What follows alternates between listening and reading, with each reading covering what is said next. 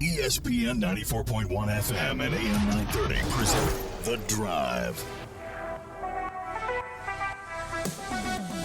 It is Wednesday, April 10th. We are here at Jack Cook Field. It is The Drive on ESPN 94.1 and AM 930. I'm your host, Paul Swann, and every day that we get to do a baseball game here at the Jack, I get to hang out with Woody Woodrum, who will be on the broadcast later on, as Marshall taking on West Virginia tonight, and we go on the air with that game at 5:50. But we're here ahead of the game, and we should just do the show from here. Let's just do all the games from here. Can we talk management into that, Woody? I'd be all about that. Yeah? I think that'd be wonderful.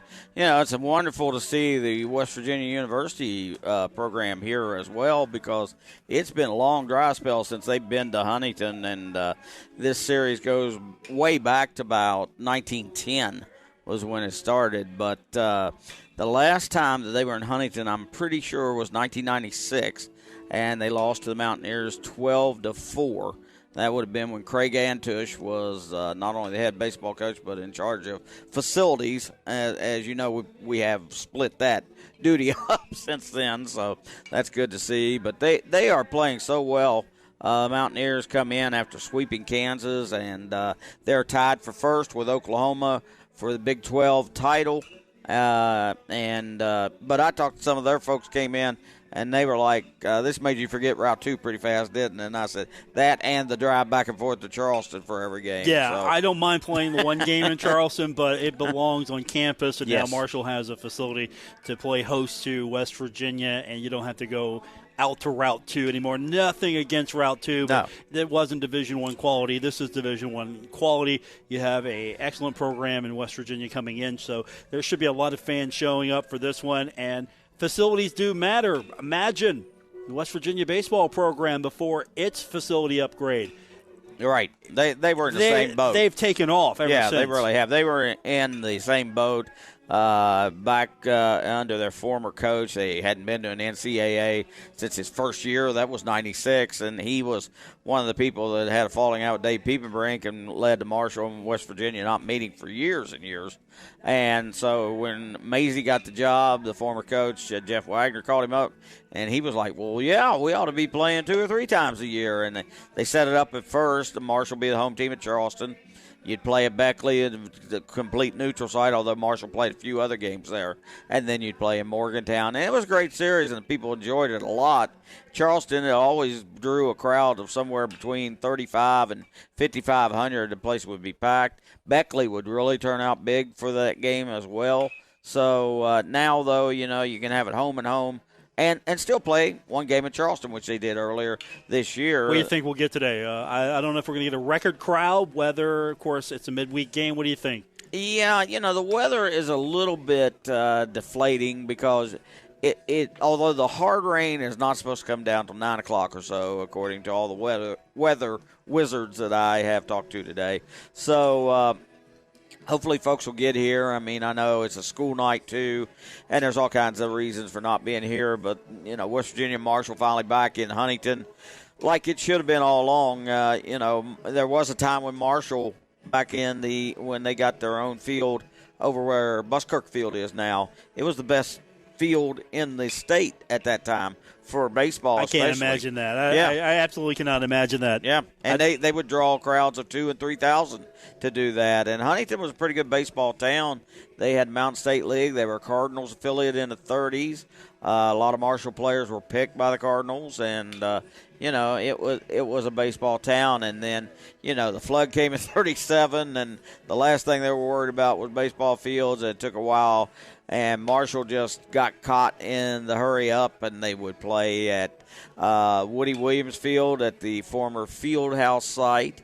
They would play down at the Nickel Plant Field. They would play out at University Heights, and that was mostly dug out by Jack Cook and Lee Piepenbrink, the father of the 2 boys that played here, Dave and Johnny. And they played out there for about 10, 15 years, and it was a playable field, but again, it was a small field. It was an easy place to hit home runs. Yeah. And it was a fun place to go watch a game.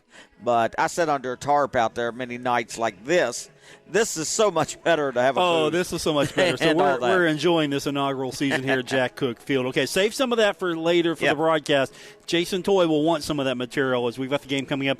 Our airtime for the game between Marshall and WVU will be at 5:50, so an abbreviated show, but we're going to jam-pack it full of a lot of things. I've got it on good authority that Cassidy Wood is going to roll in here in a few minutes from Channel 13, so she's going to be coming in the booth. But in a few minutes, we're going to be speaking with, first of all, I'm surprised she's not out there right now taking batting practice, show the guys how it's done. Softball Player of the Week in conference, Bella Gerlach. You know why? Because she was knocking them out of the ballpark. Tearing them up. There's no doubt about that. Yeah, she had an amazing go of it. 8 of 12, 4 home runs, and she added 11 RBI to her totals. And Marshall gets a road sweep over the weekend, and her 4th homer of the weekend, and Sun Belt Conference leading 13th. That was impressive. And that was the only game that was close. Yeah. I mean, it was 15-0, and we're sitting here, and they're already done. We haven't even thrown the first pitch last Friday, and then they rolled again on Saturday, I think 11-1, something like that. But it was a close game, and, they're facing a bit of a deficit, and her home run led them to victory in that 3rd straight game. So she's really playing very well right now. Imagine – some players, just happen to get 1 home run a series. She had 4 home runs in the series, and she has 13 overall, and that's conference leading. That's getting it done. So, and it was her 3rd multi-home run game of the season over the weekend, and her 4 hits Saturday were a new career high for her, and she's got 43 RBIs, which also, by the way, leads the Sun Belt, which is a pretty good softball baseball league. Now, I was kind of curious. Maybe we could get her out there to take some batting practice, and maybe we could put her up against Bryce Blevins, the pitcher of the week in the Sun Belt for the Thundering Herd. So, it would be ceremonial, obviously. That guy can throw. He keeps you in the game, though. That clock hardly ever gets below 10. He almost always releases before it's out of double figures. He gets the ball. He's got the pitch. Bam. There it is. I like just to see him go at it one time. Yeah, that would be fun. Yeah. I mean, it really would. Yeah, I just want to see him throw a pitch. Of course, the softball's only like 45 feet instead of 60.6. So, it gets on you pretty fast. And they can make it because it's underhanded. Yeah. They can make a ball rise. By the way, he's got to throw underhanded. It's softball rules. So he's going to have to he's going to have to go to the plate, and she's going to pitch at him. She's not really a pitcher. No, I think we go back. It's like like the shootout in hockey. Yeah. She gets a crack at it. He gets a crack at it. I like it. That. We should do that. I might not bring that up to her. Quick timeout. We come back. She's going to hang out with us for a few minutes, and then if she can make it on time, because, again, Cassidy Wood hasn't been on with us in a while. She's coming to the ballpark, so I told her, get over here. We'll hang out for a few, and we'll talk. So she's coming up as well.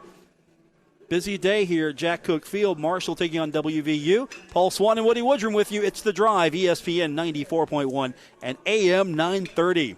This is The Drive with Paul Swann on ESPN 94.1 FM and AM 930. Welcome back to Jack Cook Field for today's edition of The Drive here on ESPN 94.1 and AM 930. Paul Swann and Woody Woodrum with you. Coming up later tonight, it will be Marshall and West Virginia. We go on the air at 5:50. But before we continue, let's talk softball, because really I think the wrong person is taking batting practice right now. Some of us would just love to hit a home run, and then you have the Sun Belt Softball Player of the Week, Bella Gerlach, who hit 4 this weekend. Why stop at 4, Bella? Why? Well, I did have another one, but it was counted foul, so... That's wrong. I know. That's wrong. I should have known. That's wrong. So Bella's with us. Player of the Week, congratulations. How's it feel? Thank you. It feels great, honestly, and just being able to have that honor, it's great. I'm blessed to be able to be out on the field and perform. You had a tremendous weekend, 8 for 12 with those 4 home runs, also adding 11 RBI to your total. Were you just feeling it this weekend? I really was, and it helps that I have so many bats to be behind me too. We started off the weekend like all of our bats were on fire, and so it kind of takes the pressure off, and you can just not be afraid to fail and just, coast almost. Yeah, it felt like everyone was having fun out there, and so now you're leading the Sun Belt in home runs. This wasn't just a one-time thing for you. Why are you finding success? Why does it seem like the ball is slowing down for you and you're able to connect? I honestly think it's confidence. My coaches, my teammates really fuel my confidence, and every practice I feel like I'm prepared to step out on the field and beat any pitcher out there. Bella, you and I have never met before, but we have something in common, and that is working a year near Waldo Stadium and the Kalamazoo College next door. You were at Western Michigan, so was I as their equipment guy back in 87 and 88 before I got turned around and came back to Marshall. But talk about how did you happen to go to Western and then from Western to here? Yeah, so I started off at Western. I was recruited there my senior year. I had a little bit trouble recruiting-wise. And then once I got there was a coaching staff change. So the coaches that recruited me left. And so I didn't have the best experience there. I'd say, I didn't play, and my confidence was, kind of in the gutter a little bit. And didn't perform well, honestly. So when I entered that transfer portal, I kind of had to have the idea that, if something happens and I don't play softball again, it's okay. And that's kind of the thing. The transfer portal is really scary, and I would not recommend it unless you truly, truly don't want to be there anymore. But yeah, and so I knew Coach Z prior, and when she got the job, I called her and was like, hey, I'd love to play for you. And so, yeah, here we are. That's pretty neat. Now, I know you were a little young to go bar hopping in Kalamazoo, but is Waldo's still there, the bar that was kind of near the stadium? Yeah, Do they still serve the deep fried pickle there? That was my favorite. Yeah, I don't know. I don't think I've been there. But we would always go to University Roadhouse for the Tender Tuesdays. I've been there, yes. I have been there. Well, that's great. I haven't had anybody to talk about Kalamazoo with in a long, long time. Okay, so we need to get Woody some fried pickles here. Deep fried pickles. Deep fried pickles here. Pickles. Bella Gerlach is with us. So you mentioned you had a relationship with Coach Z. What else was it about Marshall? Because you could have those relationships, but you had to make that decision. I really want to come to Marshall, and this is the right fit for me. Why was Marshall the right fit? I came on campus and I saw just how nice the athletic department was and the plan for the future, because we're here in this crazy baseball stadium now, and now softball has a really nice hitting facility. So just seeing the plan for the future with Marshall Athletics, it was so nice. It was so much more progressive than what I thought as a mid-market, honestly. And yeah, and I did meet with Riley Lucas. She was there for my visit, and she was awesome. And also just the coaching staff as a whole is so experienced and so smart. I've learned so many things being here. How important is that facility building? That's facilities matter, and you got a really nice one now. Oh, for sure. Anytime you can go in there, hit off the ball machine, hit off some front toss. It's so nice just to get in some extra reps whenever. Does that help, just to have that anytime you want to, the tools that you need so you can work on your schedule as well? For sure. Because, sometimes you just want to let off some steam late at night and go out and hit. And then it is a big confidence booster to know that, any time that I'm not feeling good about my swing, I can go in there and get some reps done. That's really so important to a player, and to be able to do it anytime, first-class building, that's all part of it. And you talked a little bit about it. What are your education goals? What would you like to do down the road? What kind of degree are you shooting for? Right now I'm majoring in exercise science. I was pre-physical therapy, but I've decided I don't really want to do that. Both my parents are physical therapists, so I thought that I wanted to join the family business, but, decided that's something against else it. now. That's something else we have in common because I use a lot of physical therapy. So over the years, when you've been here 50 years, you'll probably need some too. by then. Yeah, so right now I'd love to be a softball coach, Yeah. honestly, just learning more about the game and sharing what I know. So That's great. How do you put yourself in that position? You know, you're still trying to be the very best player you can be, but if you want to transition into coaching, you know, what are you doing now to get yourself ready? right now I love practicing with my teammates too, just on our own. And one person I always go with is Abby Darnley, and she's always asking me like, hey, like, what's wrong with my swing? Like, what am I doing? So just like seeing other people and hearing what the coaches are telling other people too at the same time kind of furthers my knowledge, and just listening from the coaches and putting two and two together. Doing extra film study, things like that. Yeah, for sure. Has that translated into improvement in your play? So now you know what you're looking for a little bit more, and are you a little bit more vocal out there? When you see something. Yeah, I think so. Because at first, like transferring in, I was pretty quiet because I didn't really know how things are ran here. But definitely this semester and getting towards like more into game time, I felt that transition into being more vocal. Now, I've been told you're not quiet and you're fun on the team. that you're the one that has the team in a lot of situations where they can't stop laughing. Yeah. Yeah. I mean, definitely this year we've all gotten a lot closer, and I've gotten a lot closer with a lot more of my teammates. Our guest here at Jack Cook Field is Bella Gerlach. She went 8 for 12, 4 home runs, 11 RBI, and the road sweep over the weekend, leading the Sun Belt with 13 home runs. I mean, that doesn't get tired, 43 does it? ribbies. I mean, those are big numbers for midseason. Yeah. So how do you top yourself?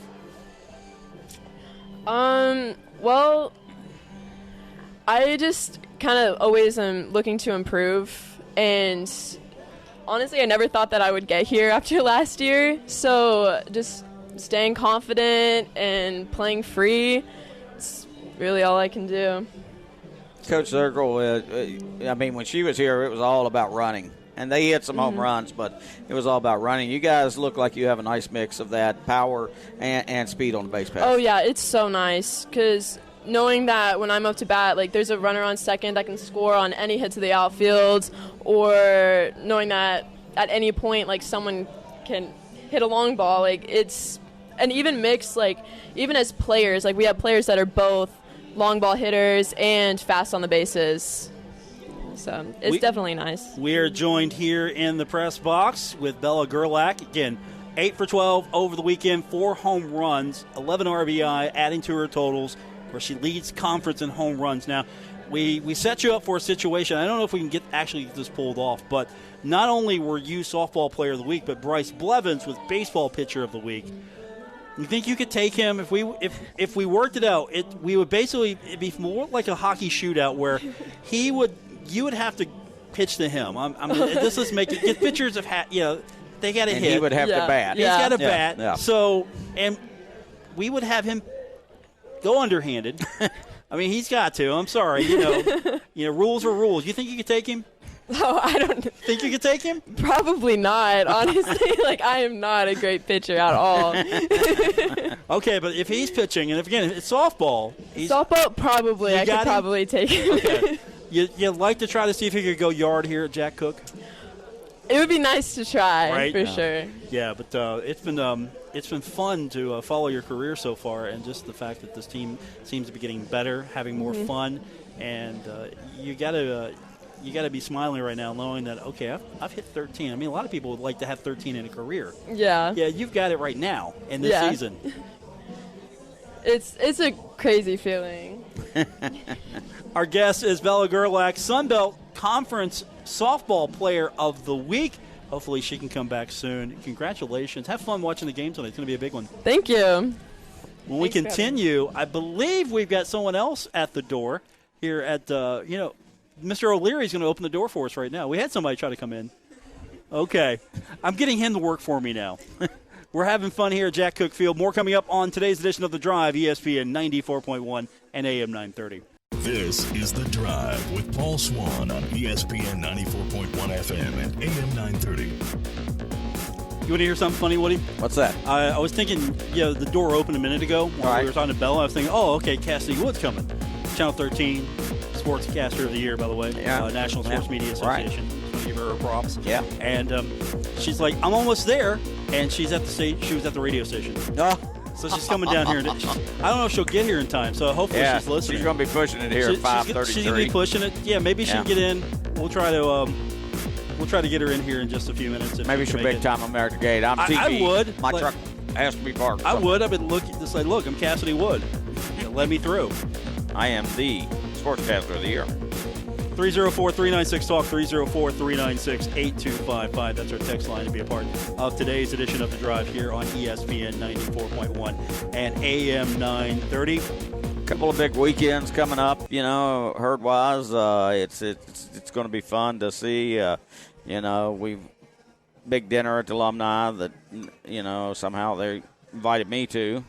And then the following weekend, of course, you've got not only the green-white game, but a series of ball games here at the stadium, which we're going to do the Saturday game at 7 p.m. after the 4 o'clock football kick. And, we're figuring some folks are going to wander over from football to catch baseball, too. Let me ask you, though, are you winning an award here soon? What are you? Well, yeah. Are you winning an award? It's like I told her, if you're here 50 years, you might need a physical therapist. Right. And that's part of what it is. You're winning a physical therapist award. Yes, dedicated service to Marshall is the alumni award. And, the nice thing is Cal Powers, who left here as equipment student manager and all that, worked some on the TV and all that. He went right into a job with the Pittsburgh Steelers in their equipment room. And Cal's being honored as the young alumnus. And Jimmy, my brother, and I had to come over and tape a little bit on Monday for the dinner, where we talked about why it's a big deal and Jimmy, why they did it and all that. And Mike was there, and he said, Cal went, oh, well, if Woody's there, all the pressure's off then. So he can fill plenty of time. In the evening. I've never heard that about you, that you can fill Cal time. Can do that too, though. He's pretty tall. But there'll be a lot of awards, and it's a very nice honor. I'm my whole family's going to be there. A lot of Woodrums in the house at the Brad D. Smith Foundation Hall. Isn't there like a national law against having all the Woodrums in one place? Doesn't there have to be like a designated Woodrum? It's elevated, no more than 6 up in the press box or so. Yeah, I was going to say, there doesn't have to be a designated Woodrum somewhere in a safe house at all times. Right. Yeah. The weird thing is, since I came here in January of 75 and became a football manager, my brother Jim started being a ball boy right that same year. And since then, the team has never taken a field without me or Jim or Bill along for the game. So it's pretty nice, and that's the thing we talked about, was it's such a family atmosphere. It was important to our family of Woodrums, but it's also important because Marshall feels very much like a family for me over the years. And so I'm excited about that Saturday. I mean, I've got to say that's one you don't expect. I had no idea it was coming, and that makes it twice as good that my brothers took time to do that. So, but then the following weekend, we've got the green-white game coming, but we've also got a big quarterback club event for former players, coaches, managers, trainers. If you haven't gotten your information into Mark George, who is, he's the head guy in the quarterback club. He's also with Anheuser-Busch here locally. So if you still want to sign up for that event, he'll have to mail you your hats, your shirts, and some of the stuff. But he's still looking for folks to come to that. And you've still got almost 2 weeks, 10 days. Or even call, I'm sure you can call the football office at 696, what is it, 6064, something like that. I don't have that number memorized, so I can't help you. I'm sorry. I had it for years. I was about to give you the equipment room number. I had to think about it for a minute, but they could transfer you over. Yeah. Just call the equipment room. They'll transfer you over. They probably would. To the right department. Tell them Woody sent you. But, it'll be nice. There's over 200 some people already registered. So they're going to have an event Friday night, and then they're going to play golf Friday morning out of Creekside, out 152, and then have a buffet type deal that night, and then they're going to have some events on Saturday as well and introduce everybody. And then I'm going to have to toddle over this way in a little bit, but we'll get here and get the baseball game done too. Yeah, so. And that'll be right here on ESPN 94.1 Yep. and AM 930. So looking forward to that part of our showcase. This one's coming up tonight. 5:50 is going to be airtime. So we're going to take our final break before we have to start clearing the deck here. Jason Toy's going to have the call alongside of you, and we'll have it here on ESPN 94.1 and AM 930. But we'll take our final break for the show, come back, get you set. I'm going to be curious, who's going to make it in here first, Jason Toy or Cassidy Wood? I mean, That's a good question. I'm hyping her up. She's texting me like I'm coming in, and then she goes to the studio. Right. Yeah. Well, that seems like that's not a dumb thing. That's no. It's like most days you are there. they don't let me out of the room there. I had to basically. Oh, by the way, we're going to be here at the ballpark today. I'm just going to go. Yeah, I didn't ask permission. You got a hall pass. Yeah, I just left. I left the office and was like, I'm going to do the show from over here. Yeah. All right, quick timeout. We'll come back. We will wrap it up. Maybe we'll have a guest. Maybe we won't. That's okay. We're having fun. Paul Swann and longtime friend Woody Woodrum here on today's edition of The Drive, ESPN 94.1 and AM 930. This is The Drive with Paul Swann on ESPN 94.1 FM and AM 930. We're back here at Jack Cook Field. Paul Swann, Woody Woodrum. Jason Toy's getting ready. He'll be taking over in just a few minutes. We've got Marshall and West Virginia coming up. It'll be at 5:50 here on ESPN 94.1 and AM 930. Looking forward to sitting back and listening to this one tonight as the Thundering Herd and the Mountaineers in midweek action. Well, Woody, Jason won the bet. Which was which one would be here first in the booth? It would be Cassidy Wood or Jason Toy, and Jason won. He's in the booth. Yeah. It's my guy, by the way. Finished second in our bracket pool. I know you were wanting to ask. I was wanting to ask. Yeah, he tied me. I lost the tiebreaker to him because I was thinking he was going to be UConn and Houston, which would be a little higher scoring game. Right. And so I didn't get that. We got Purdue, which was a terrible, terrible game. Yeah, it was. It was terrible. I mean, if Purdue doesn't have a 7'4" guy, they get beat like 75-30. Yeah, it was terrible to watch. So the women's game was more interesting. Yeah, for sure. But we're excited. We're excited for that. Couldn't believe it. Caitlin Clark just disappeared after 18 points in the first quarter. She just went away. Well, I think the problem here is for Iowa, it's Caitlin Clark and everybody else. Yeah. For South Carolina, it's not everybody else. Now, put Caitlin Clark on that team. Yeah, and in the semifinal game, the girl Gardner turned her knee or something, and she didn't want to come out, but she's still out trying to, and Clark's beating her then because once she turned her knee, she couldn't guard her. But, they took the ball away from her, and she was trying. Of course, she hit some wide open opponent or teammates who then failed to make a layup or a shot, and, South Carolina's just really good. She is doing a great job there, Don Staley, right? The Carolina coach, and she's turned them into a powerhouse, and that's a team that we didn't necessarily always think of South Carolina as a powerhouse of women's basketball. It was Tennessee for years, right? And maybe with Kim Caldwell going down there. I mean, the expectations there are every bit as high for their women's program as Kentucky's for their men's. And, not really a surprise to me. John Calipari said, I've won 3 times as many games as I've lost here, but, I'm telling you, it's time for a new person. I'm telling you, dial it up. Billy Donovan, dial it up right now. Dial it up. I could see him leaving the Bulls for that position. I would do that. Yeah. I mean, he would be beloved. Go back to Kentucky, a hero. Billy Donovan, Jason Toy. Billy Donovan. Did you already turn it down? Yeah. Did he turn it down? I didn't know he turned it down. I don't know if I heard that, though. What did he look that up? I put my computer away. You look that up. Okay. I had to make room for Jason over here in his spot. Remember, I'm in Mr. Toy's spot for the UConn coach turned it down as well. Wouldn't you? I mean, come on, UConn back-to-back national champions. I don't think anybody from UConn's taking the Kentucky job. No. Yeah, so look, you've got a program that spends more money on basketball than Kentucky does.